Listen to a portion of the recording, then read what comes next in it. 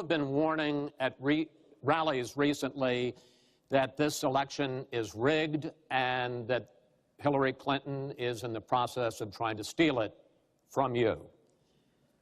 Your running mate, Governor Pence, pledged on Sunday that he and you, his words, will absolutely accept the result of this election. Today, your daughter Ivanka said the same thing. I want to ask you here on the stage tonight, do you make the same commitment that you will absolutely, sir, that you will absolutely accept the result of this election? I will look at it at the time. I'm not looking at anything now. I'll look at it at the time. What I've seen is so bad.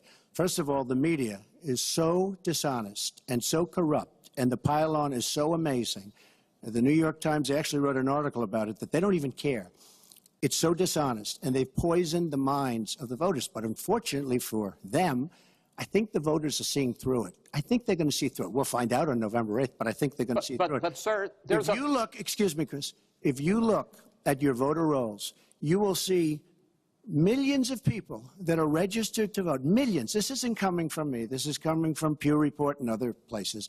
Millions of people that are registered to vote that shouldn't be registered to vote. So let me just give you one other thing. So I talk about the corrupt media. I talk about the millions of people. Tell you one other thing. She shouldn't be allowed to run. She's guilty of a very, very serious crime. She should not be allowed to run. And just in that respect, I say it's rigged. Because she should never, Chris, she should never have been allowed to run for the presidency based on what she did with emails and so many other things. But, sir, there is a tradition in this country. In fact, one of the prides of this country is the peaceful transition of power, and that no matter how hard fought a campaign is, that at the end of the campaign, that the loser concedes to the winner. Not saying that you're necessarily going to be the loser or the winner, but that the loser concedes to the winner and that the country comes together in part for the good of the country. Are you saying you're not prepared now to commit to that principle? What I'm saying is that I will tell you at the time. I'll keep you in suspense. Well, okay? Chris, let me respond to that because that's horrifying. You know, every time Donald thinks things are not going in his direction, he claims whatever it is rigged against him. The FBI conducted a year-long investigation into my emails. They concluded there was no case. He said the FBI was rigged. He lost the Iowa caucus. He lost the Wisconsin primary. He said the Republican primary was rigged against him. Then Trump University gets sued for fraud and racketeering. He claims the court system and the federal judge is rigged against him.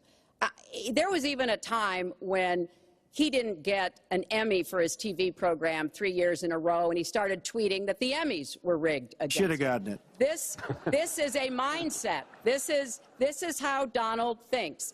And it's funny, but it's also really troubling. Okay. You know, that is not the way our democracy works. We've been around for 240 years.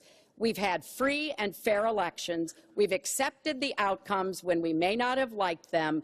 And that is what must be expected of anyone standing on a debate stage during a general election. You know, President Obama said the other day, when you're whining before the game is even finished, it just shows you're not up to doing the job. And let's be clear about what he is saying and what that means. He is denigrating, he's talking down our democracy. And I, for one, am appalled that somebody nominee of one of our two major parties would take that kind of position. I think what the FBI did and what the Department of Justice did, including meeting with her husband, the Attorney General, in the back of an airplane on the tarmac in Arizona, I think it's disgraceful.